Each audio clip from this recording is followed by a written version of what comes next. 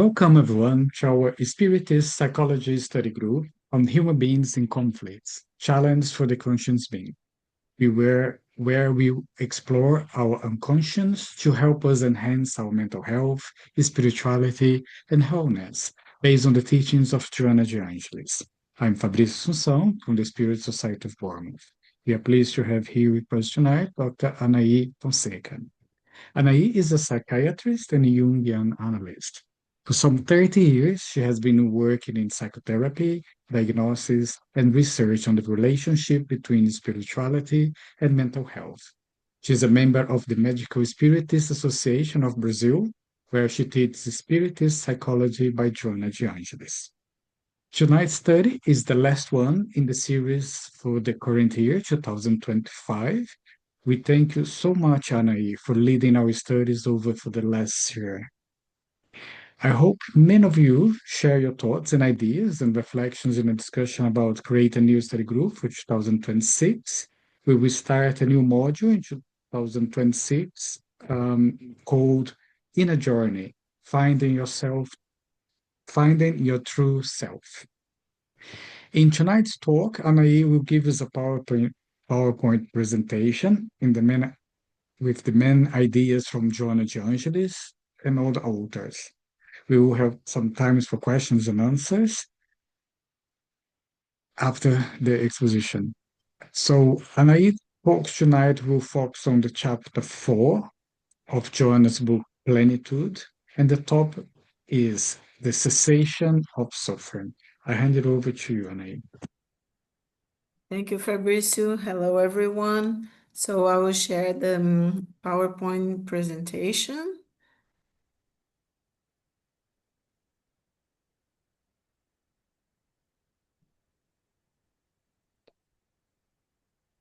Just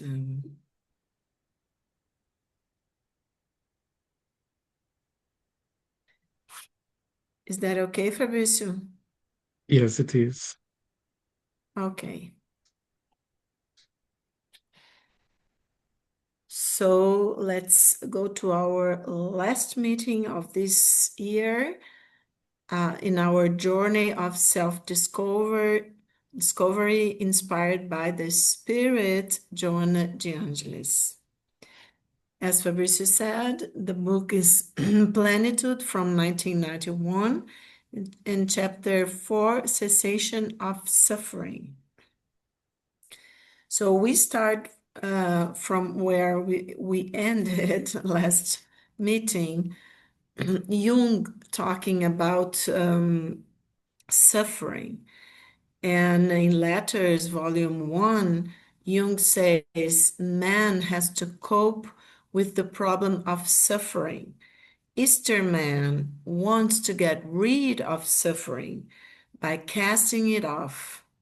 Westerman tries to suppress suffering with drugs. But suffering has to be overcome. And the only way to overcome it is to endure it. We learn that only from Him, Christ crucified. So, what did Jung want to talk to us about when he was saying things like that? So, here we have an image of Christ crucified. And let's not forget that Jung was talking from the point of view of that psychology, okay?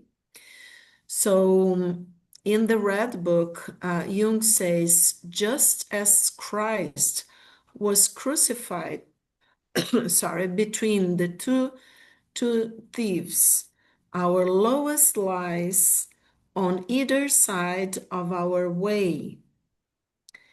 And just as one thief went to hell and the other rose up to heaven, the lowest in us will be sundered in two halves on the day of our judgment. Let's not forget that for Jung, the Christ within, we are going to see that more clearly, is synonymous to the Imago Dei, the archetype of wholeness within the psyche, and of course, the self, capital S. Okay? So Jung says we all must do what Christ did. We must make our experiment. We must make mistakes. We must live out our own version of life. And there will be error. If you avoid error, you do not live. So this beautiful image is, it's a drawing by Jung that it's in the book, and he called the resurrection of the Christ within. So Jung says in Symbolic Life, from his completed works, the self or Christ is present in everybody a priori, but as a rule, in an unconscious condition to begin with. But it is a definite experience of later life when this fact becomes conscious. It is only real when it happens, and it can happen only when you withdraw your projections from an outward historical or metaphysical Christ, and thus wake up Christ within. We are going to be talking a lot about all that in next year, as Fabricio said, in our next study group. Okay, so we invite everybody else to be with us next year for this beautiful study group about, actually, kind of a spoiler alert, waking up the Christ within. It's the same thing as the title that that Fabricio gave, Inner Journey and Finding Our True Self, capital S. So let's go to what this beautiful chapter that actually is a continuation of our meeting. It's from the previous meeting, and it's also, that was also about Plenitude, the book, and it was chapter 3, Reasons for Suffering. And now we come finally to the cessation of suffering. Don't we all want that? So what Joanna says about that cessation of suffering? Joanna says that when treating illness and alleviating suffering, a range of effective methods is available. Some approaches provide relief, while others are harmless, but seldom demonstrate unequivocal efficacy. A lasting solution can be achieved only when therapy addresses the underlying causes. Unless these sources are fully eradicated, the condition is likely to persist. Because the misuse of reason is what causes suffering, it is essential to get to the heart of its trigger to neutralize the driving force behind it. Within the irrational domains, the irrational realms, let's say, suffering arises because of evolutionary processes and the natural degeneration of molecular and cellular structures. The presence of human compassion can mitigate this distress, modifying the environment to promote equilibrium or well-being. Human beings endowed with the capacity for thought bear responsibility for safeguarding life in its various forms. This interconnectedness underpins human existence and supports the advancement of all living beings and essential principles.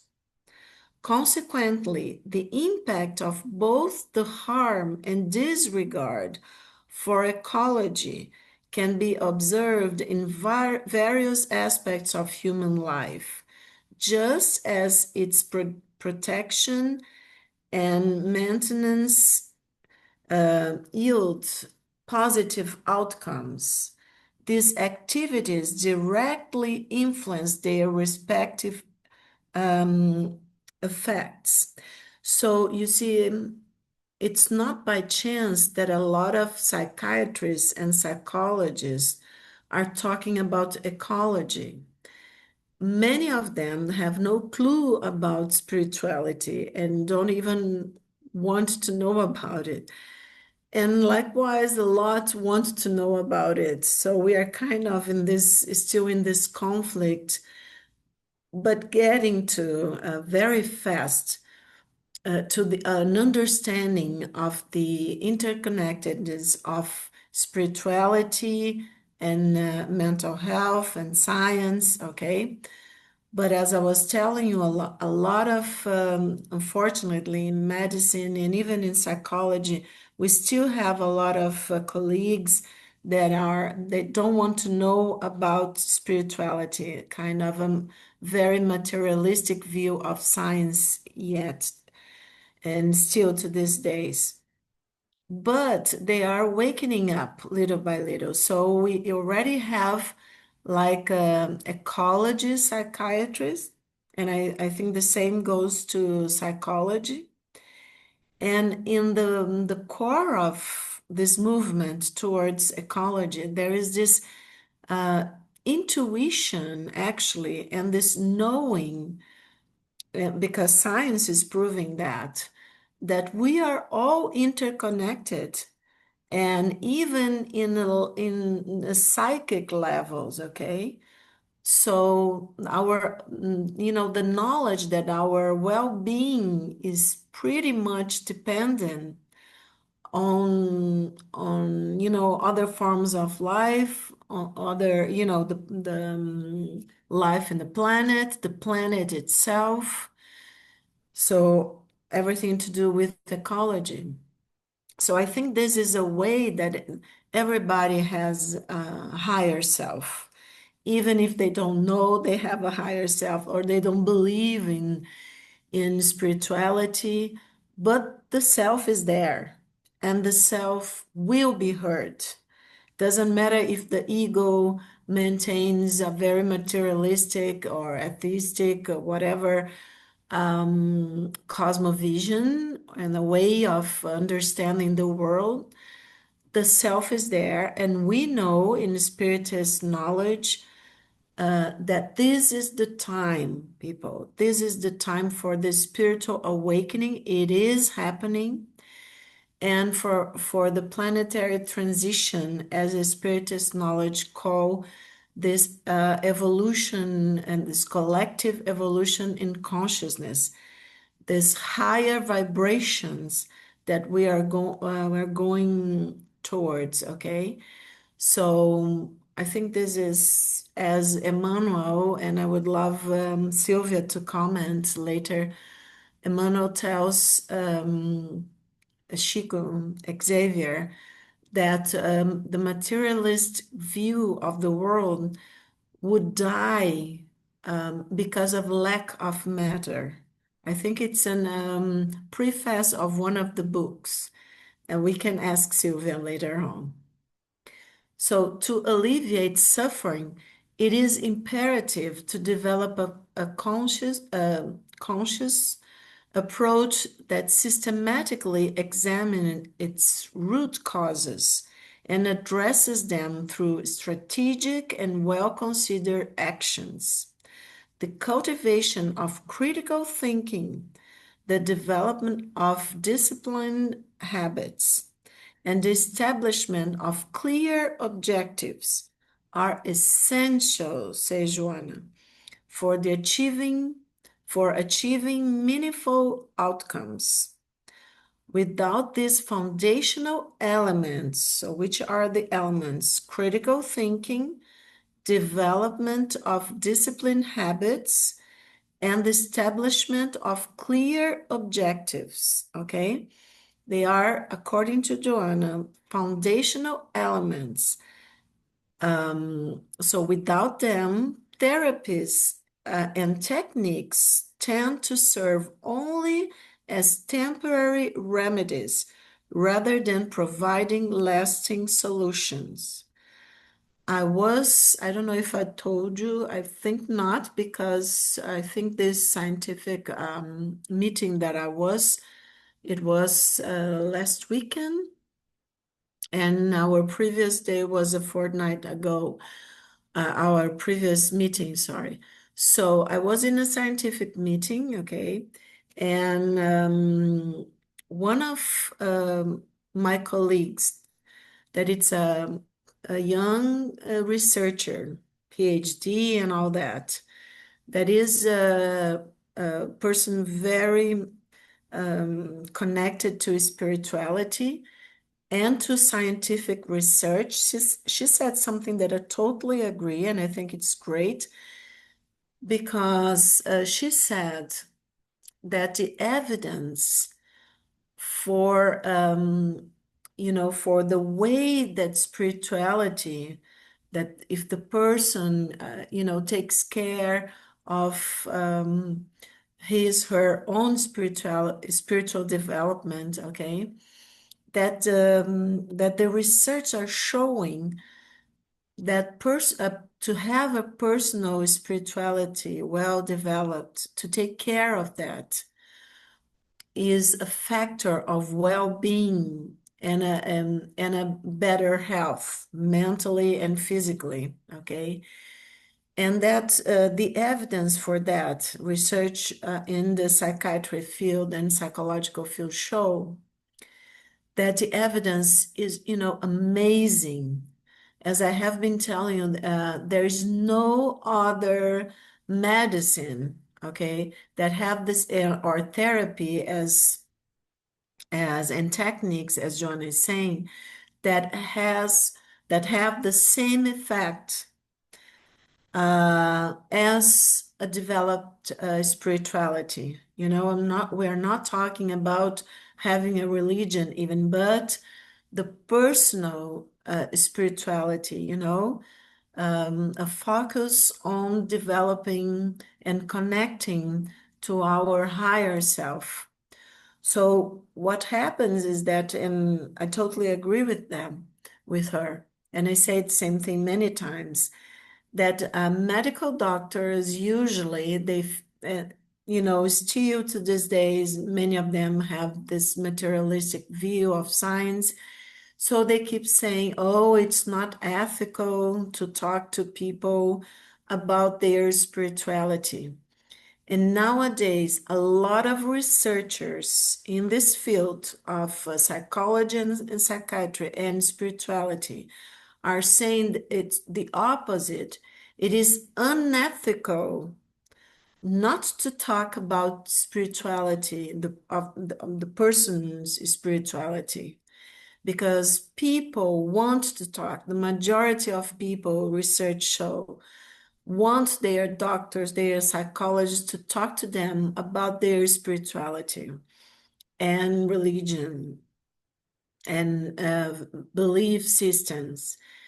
And doctors and psychologists many times are not prepared for that because of this materialistic view.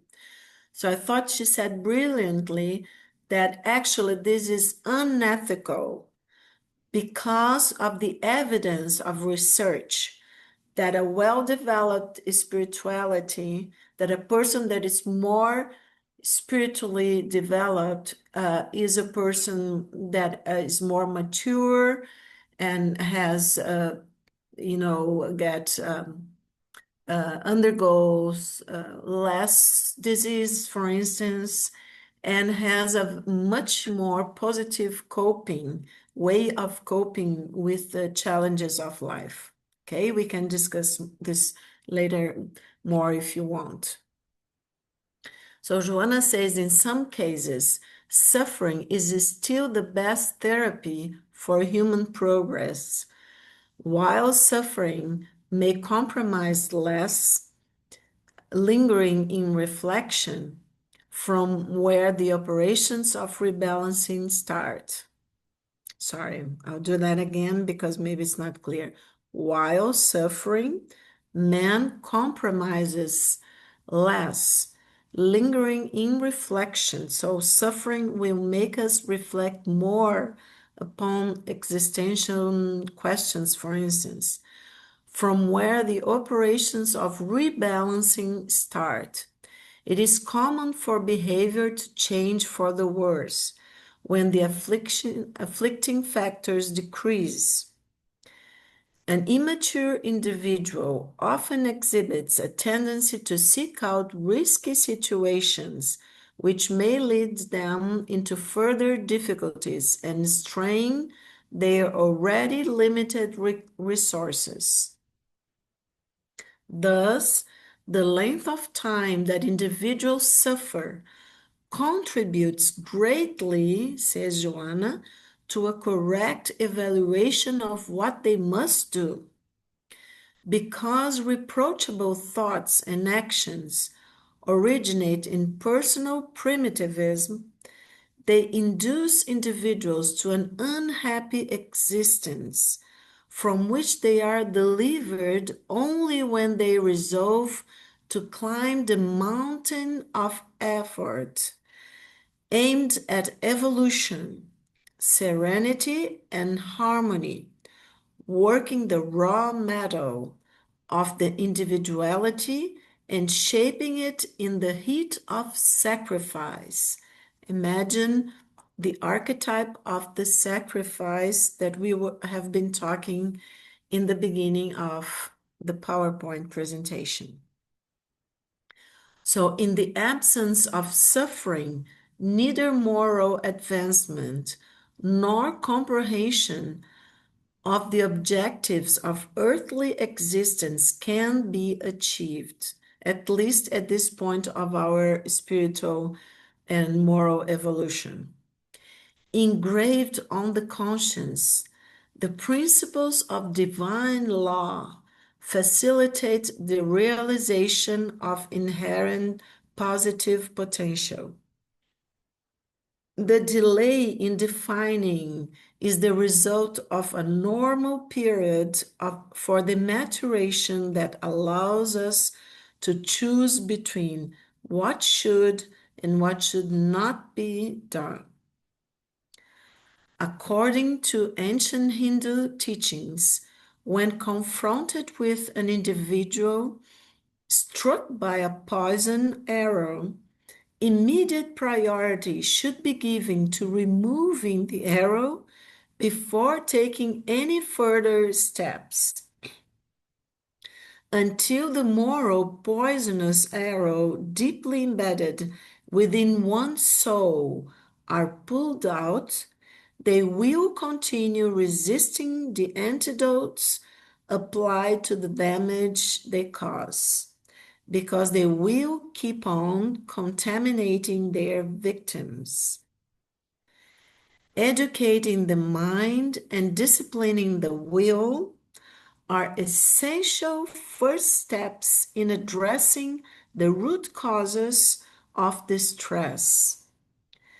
These actions help individuals to assume present responsibilities, which in turn fosters positive outcomes and supports future well-being. The teachings of Jesus regarding love are highly effective, as this sentiment fosters values that contribute to human well-being.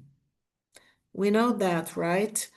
But we have been having a hard time to integrate this knowledge as human beings. So Joanna says, love sweetens the person and supports constructive actions throughout life. To maintain validity, Decisions are made after thoughtful consideration, considering their alignment with ethical standards and the yearnings of one's own heart. They refrain from wishing upon others what they would not accept for themselves and undertake responsibilities that promote prosperity, ensuring no adverse effects on their own interests or those of others. The clarity that arises from love fosters a broad sense of forgiveness toward others, which also extends to oneself. So, Joanna reminds us letting go of past wrongs and relinquishing thoughts of revenge is essential, she says, for anyone seeking to release themselves from significant suffering. Negative thoughts maintained due to underlying resentment or the inclination for retribution may contribute to both physical illness and emotional distress. If such attitudes persist, predominant symptoms are likely to continue. Remorse and regret resulting from adverse actions, along with associated feelings of sadness and disgust, function as dissolving mental factors ingrained within the mechanisms of the soul. These emotions can lead to prolonged psychological, physical, and ethical disturbances.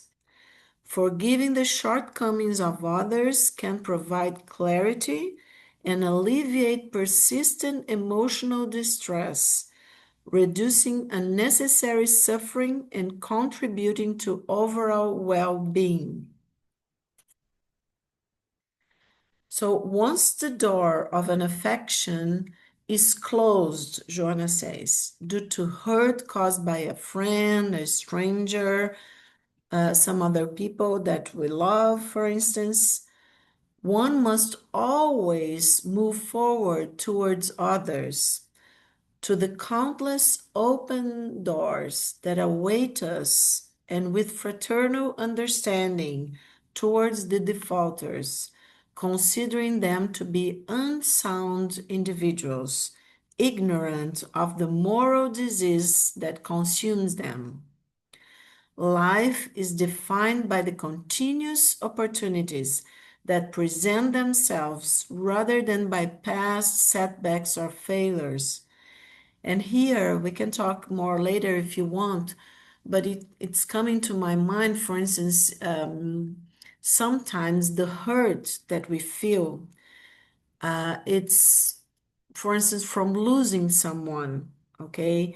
Even if the person, I'm kind of thinking of people that are in psychological mourning, for instance, you know, and sometimes it gets, we know in psychiatry and psychology that if mourning for someone that even if the person died or if the person went away or if the relationship is broken, doesn't matter if you feel that you have lost someone really dear to you.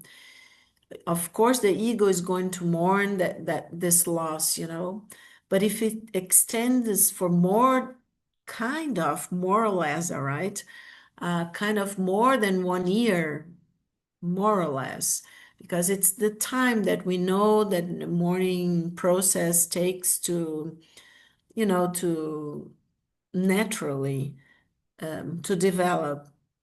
So if it goes on and it's prolonged, then we say we are in a pathological state of mourning. We say this in psychiatry and psychology because to integrate, it's a suffering that we all have throughout our life cycle, and to integrate and to so resolve, let's say, a mourning process, we say that we do that well in a healthy way when meaning and purpose of our suffering, as we have been studying, reveals itself to us. And this has to do with the self, capital S, with our higher self, okay? When many decades ago, when I was only Freudian, we could see that, the theory couldn't quite explain how we can integrate the mourning process. But then we have, fortunately, and due to Jung and other psychologists and psychiatry that came later, we have depth psychology and transpersonal psychology. So, and we have now light workers and light teachers such as Joanna integrating everything, the spiritist and spiritualist knowledge. So it's a beautiful moment in terms of understanding the psyche and the suffering, okay? For us to be here and to have this opportunity to be studying all of this. So I think that's very important because, of course, and if we think about the transition that we are going through, undergoing as human beings, and as we say, going towards a regenerated world in spiritist knowledge, so leaving all the suffering behind and awakening for, let's say, more mature time of humanity in spiritual terms, what will happen and what is being asked of us is that we don't get so stuck in mourning processes from different losses, because as Buddhism, and we have been talking because Joanna brings Buddhism in the causes of in the Buddha knowledge for us to understand the causes. We have been talking about that here in our meetings when she talks about the causes of suffering and how to overcome suffering from the point of view of the knowledge that the Buddha brings to us. And we know about all about impermanence and detachment, of things, not to get stuck in the ego desiring things and, and having a hard time to let go, because we know that really the love that Jesus and Joanna is referring to and Jesus brought to us, integrating all the knowledge that came before him, is that love that sets us free.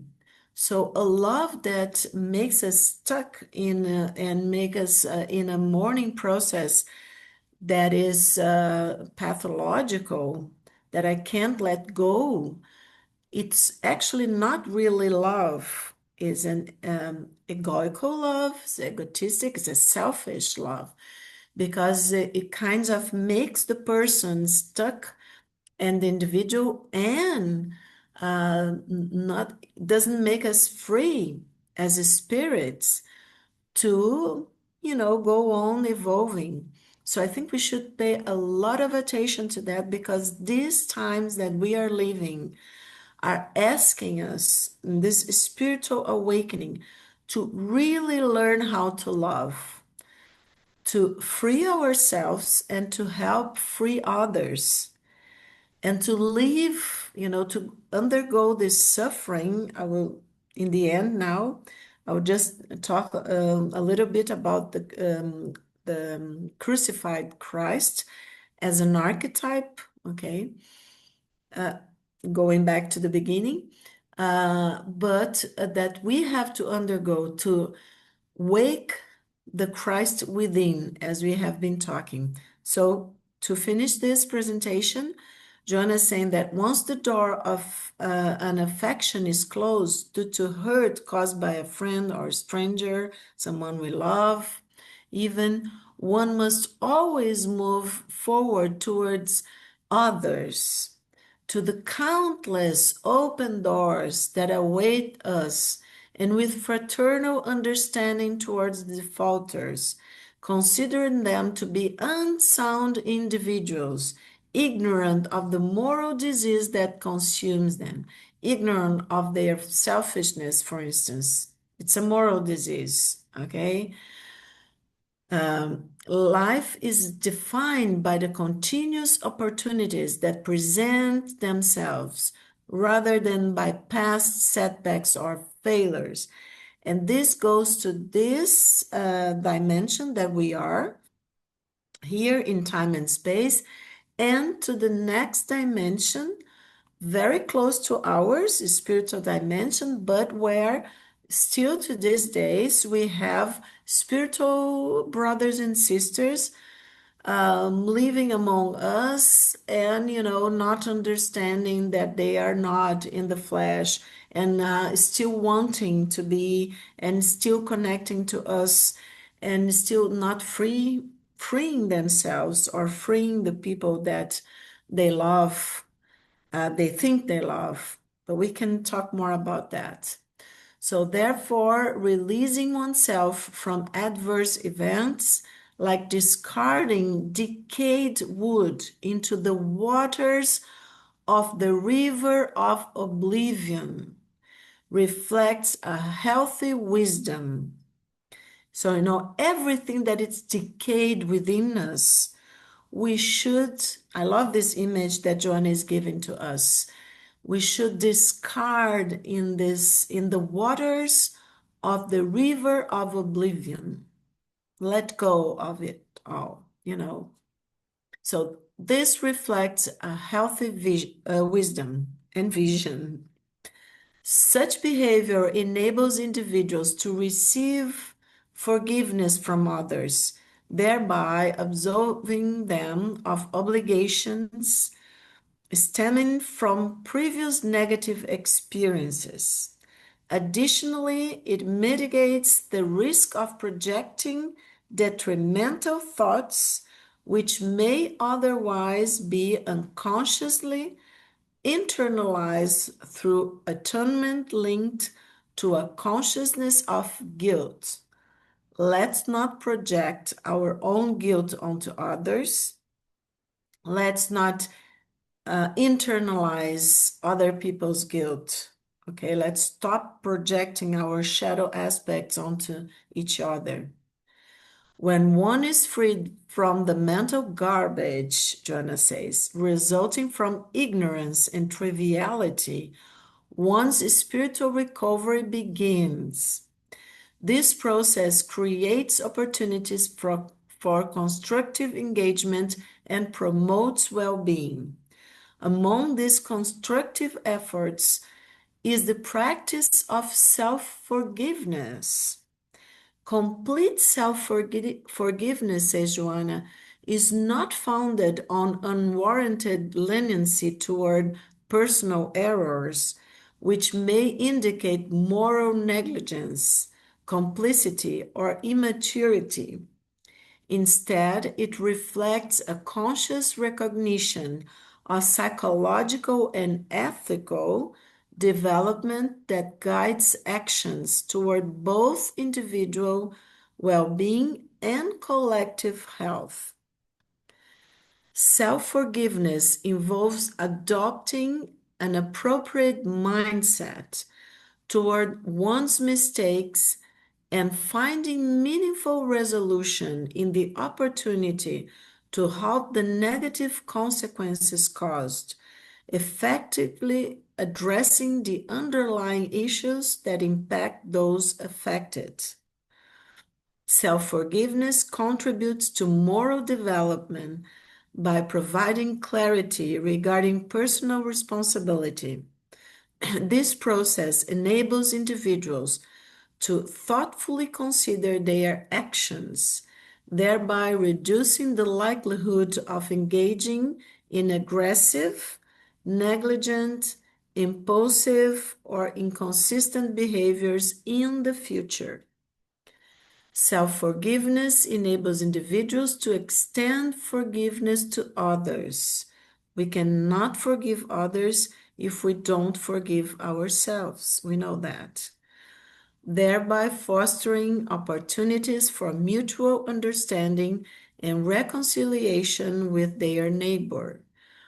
The sense of well being they attain enables them to extend similar relief to the individual who was wronged, fostering a climate of empathy that contributes to an environment characterized by freedom from suffering.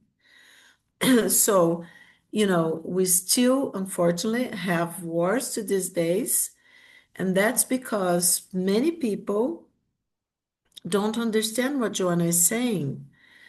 The well being that comes from self forgiveness and from learning consequently to forgive others. Okay. And Joanna is talking about from the point of view actually of depth psychology and spirituality and spiritist knowledge. Because we know that everything that we haven't learned yet, we will have to learn in this life or in the next. So why not start now? So the last one, the last slide is a genuine cessation of suffering is achieved when its underlying causes are eliminated, resulting in the dissolution of consequential phenomena. And I just wanted you to bring to your minds the image of the Christ crucified, because we have been talking this year about suffering. We have been exchanging ideas and learning Joanna's teachings. So I just wanted to clarify that from the Jungian perspective, okay, the crucified Christ isn't just a historical figure. I think this is very important for people to understand, but a powerful archetype, okay, of the self, capital S, as I was telling you. So the imago Dei, the self, capital S, the higher self, the crucified Christ, so the Christ within us, they are all, we could say, synonyms, okay? And the crucified Christ symbolized the ultimate psychological wholeness, according to Jung, achieved through integrating opposing forces. We are going to be talking about all of this next year. And which are opposing forces we are living now exactly in these days. So light and dark, okay, spirit and nature, spirit and matter, actually. So the good and bad, all these kind of opposites, we are living in this another archetype of the apocalypse. So the revelation of everything that it's still shadow within us and within the collective. So we know to higher our vibration and to go to the next level of evolution, we have to do this homework. And we are doing it. We are living this wonderful time of spiritual awakening. Even if darkness is still present, but it's okay because we have to deal with what is still shadow on us, okay? So within the psyche, we know we have these opposing forces all the time. For instance, altruism and selfishness, have been talking about when we talk about mourning process, about letting go, freeing people that we love in this dimension or in other dimensions, because if we don't free them, we are not loving them, okay? No matter what the ego thinks.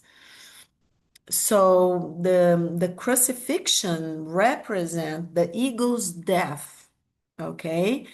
And the resurrection heralding the birth of the unified individual self, or we could say individuated self, a profound map for human transformation. That's how Jung saw the crucified Christ. let's go towards our individuation. So I will stop sharing so we can have time to talk about. Back to you, Fabricio. Thank you, Anahy.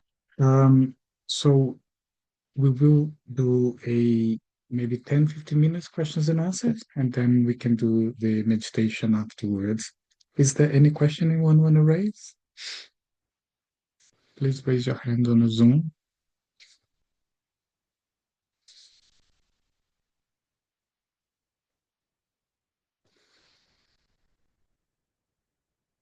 Sylvia? It's not so much a question, actually. It's just that some of the text, when Joanna was saying that when we are hurt, we need to move on and meet other people. So I found that so profound, because usually we hold on to the hurt, to how horrible they were, and we close the doors of our lives from meeting new people who are nice. We bring joys into our lives. And I find that so, so good, so wonderful. Every time you read Joanna, she brings you something that just really makes you stop and think.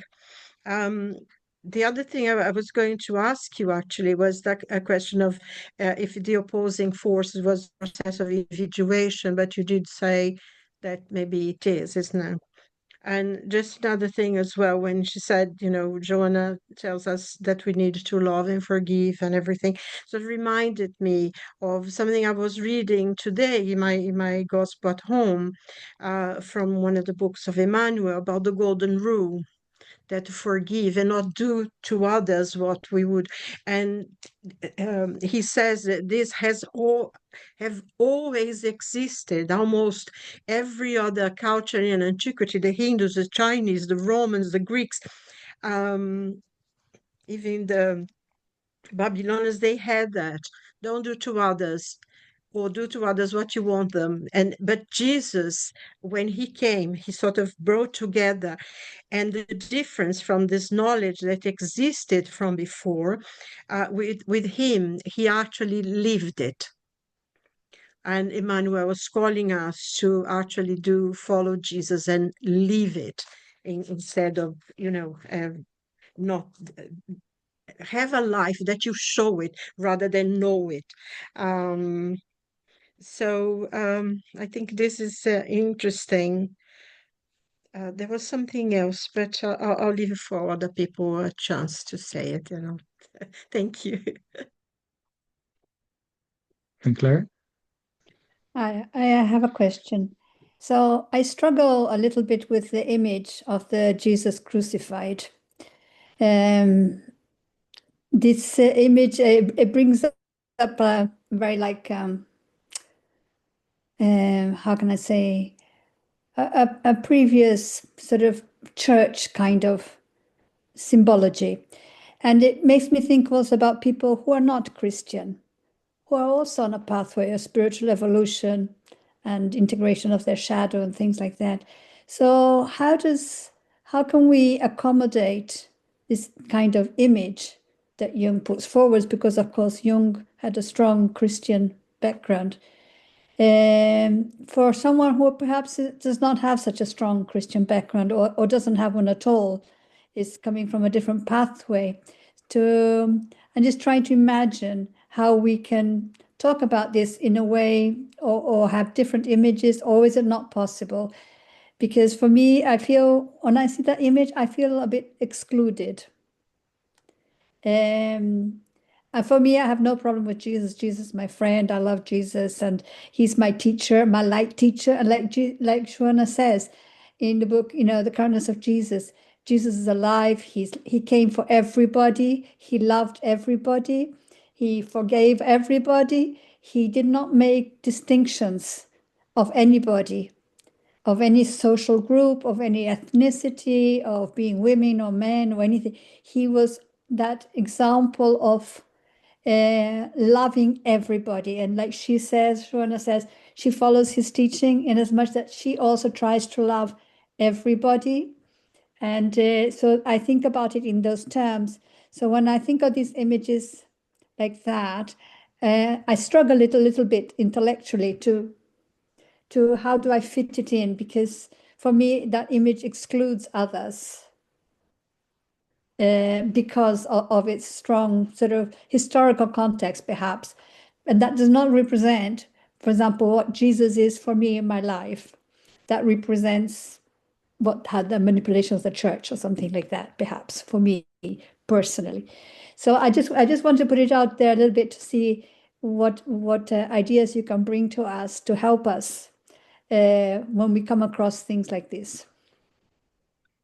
It's a great question, and because yes, we have cultural differences.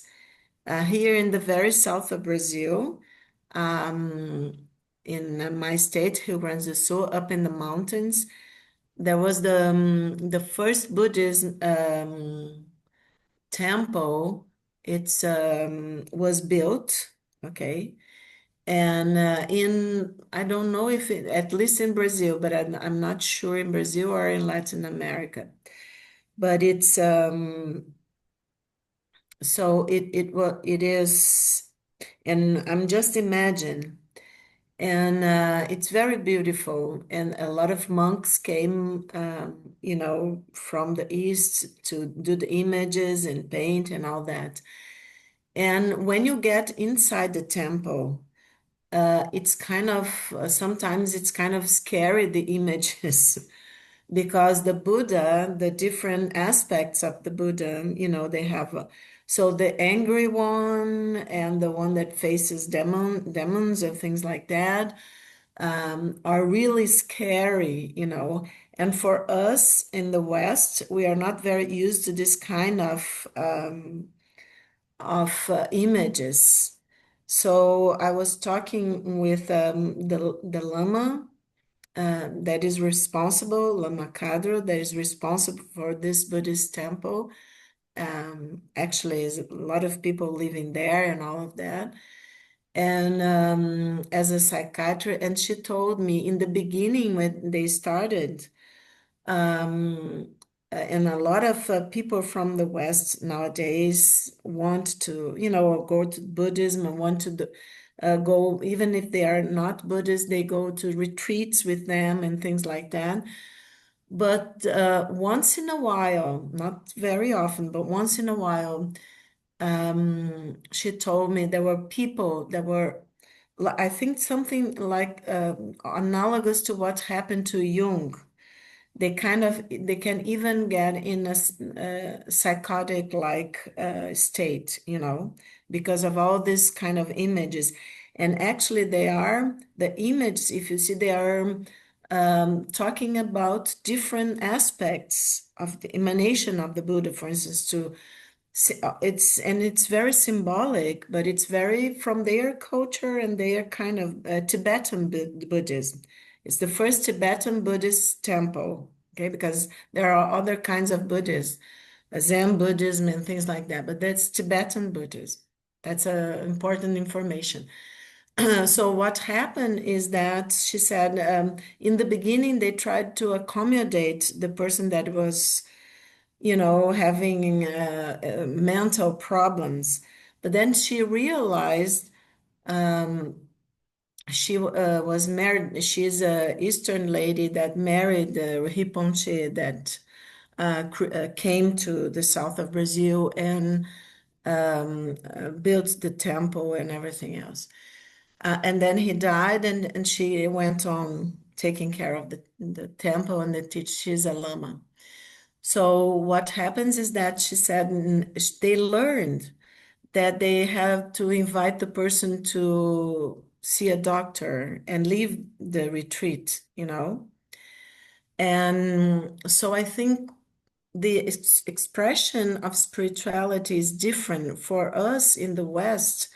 The image, for instance, I'm a spiritist, but I like very much, pretty much. I love when I go to Europe to go and visit different churches. Chico Xavier said that once that he was in a church. Sylvia can say something about that. And because of the congregation, the people that were there, and I think it has everything to do with the way that we pray and the way that our thoughts are there, our connected to our hearts or not.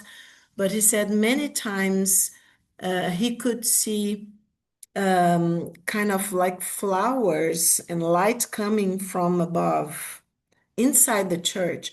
So I think temples, church, whenever people are together with thoughts of, fraternity and the high moral values and praying and for peace, for love and all stuff, doesn't matter the religion, and even the images. But for instance, I don't like an image of the Christ crucified because I don't connect to that. For me, his love and happiness and everything that it's good.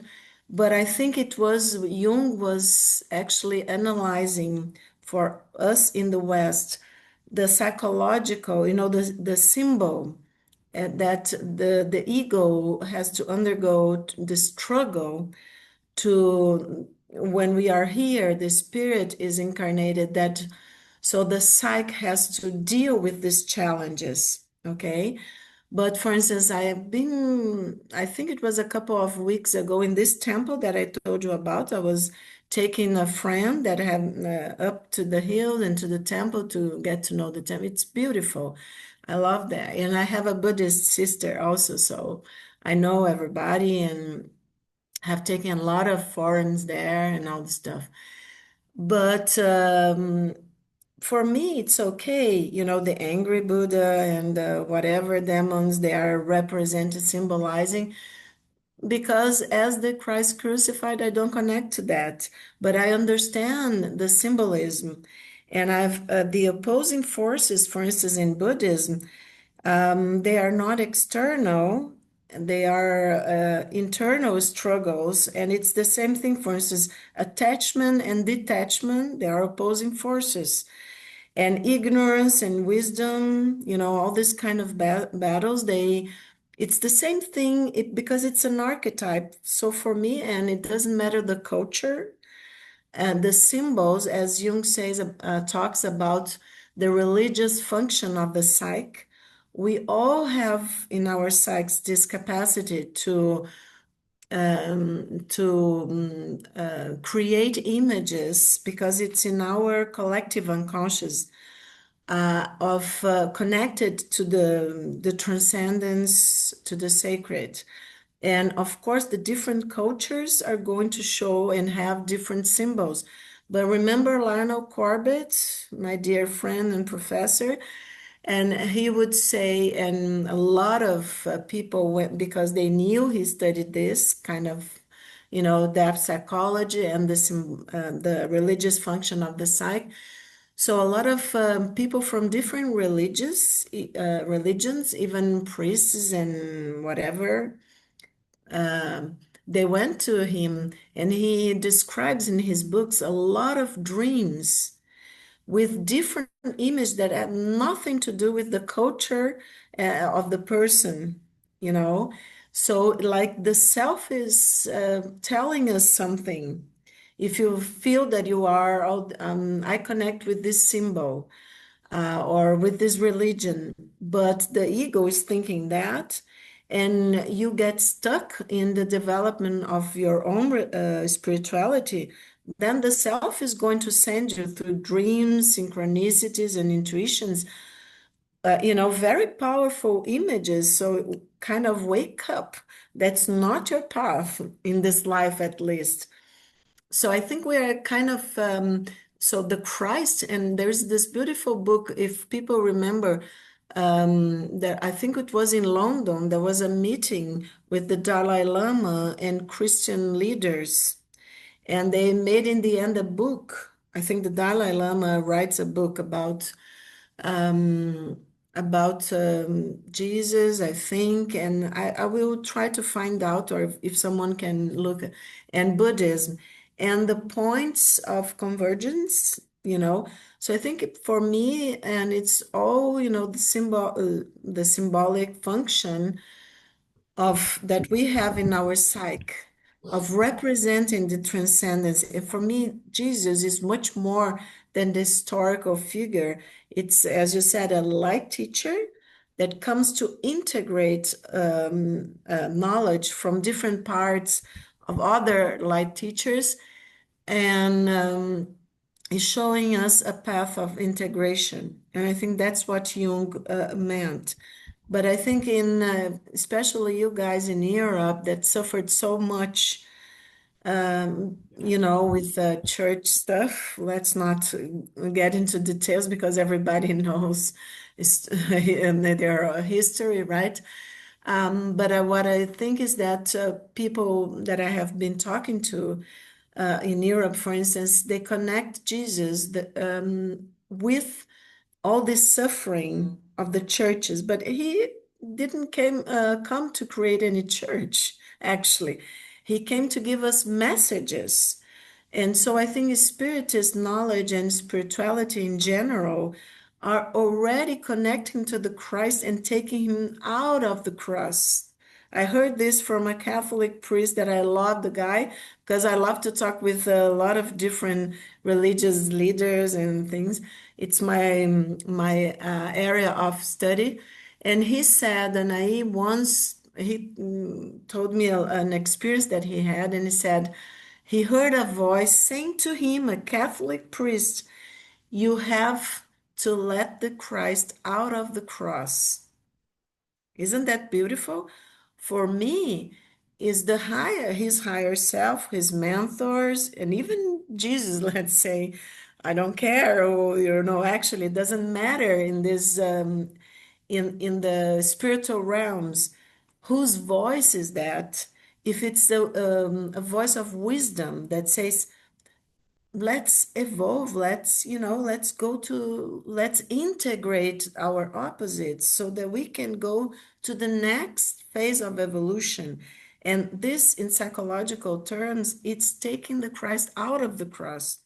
So we are in the same, I don't know if I answered you, but we are in the same, I don't like him in the cross, but I just wanted to explain to people that that's in the Jung's way of approaching this this image that sorry, that kind of brings to the West this thing of suffering so that people can go further and understand as a symbol of integration. Okay, sorry if I extended.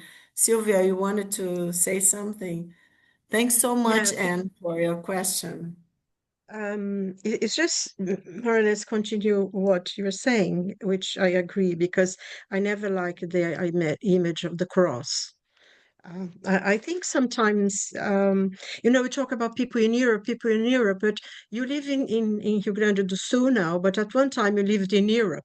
You were a person of Oh Europe as yeah, well, yeah. Sorry, or other I'm places. I'm to We blame forget too. that we have many lives and experience Yeah. everywhere. I think basically, I personally, I feel that sometimes we need to, we know the church did terrible things. They killed the Christians. I mean, it's like Nietzsche used to say, um, they killed Jesus. There was ever has been only one true Christian, and they killed him at the cross. Is one of the quotes from Nietzsche that the true Christian was killed, was the only one ever existed, truly. But I think we need to open our minds. And I think that's one of the things that Joanna brings, because I find that Joanna, from the moment that she met him, all her lives was dedicated to his work. And she brings him, she talks of Jesus being a man, a divine being who chose to live on earth as a human being with all the pains and difficulties that implied. And we have no idea how much he suffered. Imagine he could feel everything, could hear everybody's thoughts and all that. And I think sometimes we get too bogged down into, oh, the church did this, so I cannot like Christ. And when we go to the ancient cultures, this idea of a master of someone who'd bring light into the world existed in almost every single culture before Jesus. It was predicted in in all the Old Testament, about 6, 7, and especially in Isaiah, he predicts exactly what happened. But then there was the Zoroastrians and, so many cultures before predicting that a teacher would come into the world to bring humanity and to help them and that kind of thing. So I think if we can only think about what the church did, we are make a disservice to ourselves, because the Christ, and I understand the thing, like Jung says, in a way, he is a representation of this pain and the difficulty we have. And I think the image that you show, he between the two thieves, is so potent, that image, isn't it? Because it's like the opposite of ourselves. And I read quite a lot about the Christ, Jung, the cosmic Christ and all that. So it's very, I think we needed to open our minds and see Jesus as a symbol of light of humanity, not what the church did. Otherwise, we do a disservice to ourselves and to Christ. And I think that's one of the things that Joanna is so good at. She brings him to us. He's me. He's sitting here with me in my hour of need. I have nobody else. I can talk to him. And that's how I feel anyway. He's the one I can follow and trust and put my heart in. That's how I feel anyway. So That's it's beautiful, like Silvia. Yes, I it's like totally, Paul said, isn't it? Paul yeah, said, I wrote down when you were talking, because he said, "It is no longer I who live, but Christ who lives in me."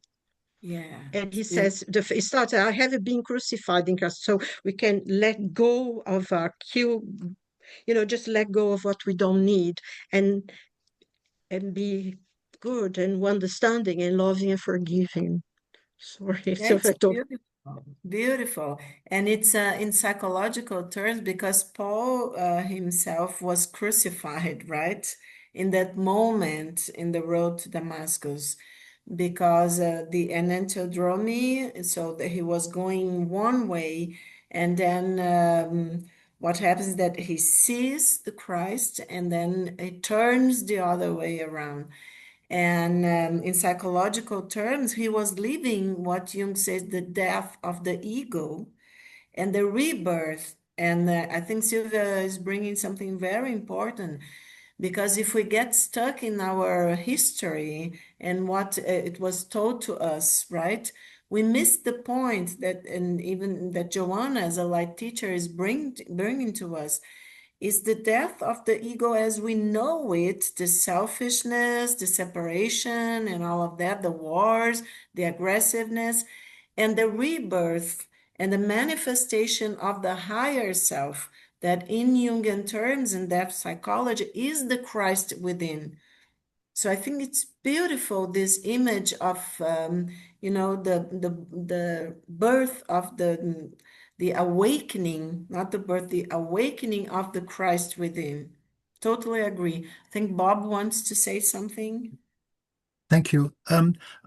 Looking at the study that we focused on tonight, it echoes back to previous weeks of suffering. And in the context, we're talking about church and so on.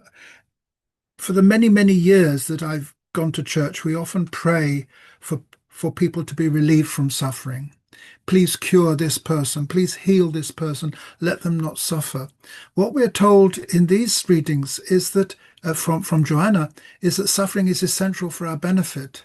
It's a totally different concept. The opening quote from Jung, which I copied down, is the only way to overcome it is to endure it.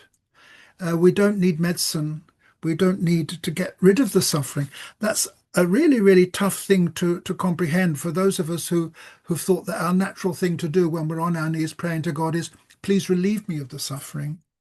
And I liked very much the context in which the study tonight talked about self-forgiveness and also letting go of past wrongs, taking opportunities. I think retribution towards others, not showing love to others, and also not showing love to ourselves by not giving ourselves self-forgiveness. I think that's an important lesson, and I think those elements of tonight's study I found very, very touching and very important. Thank you. Thank you, Bob.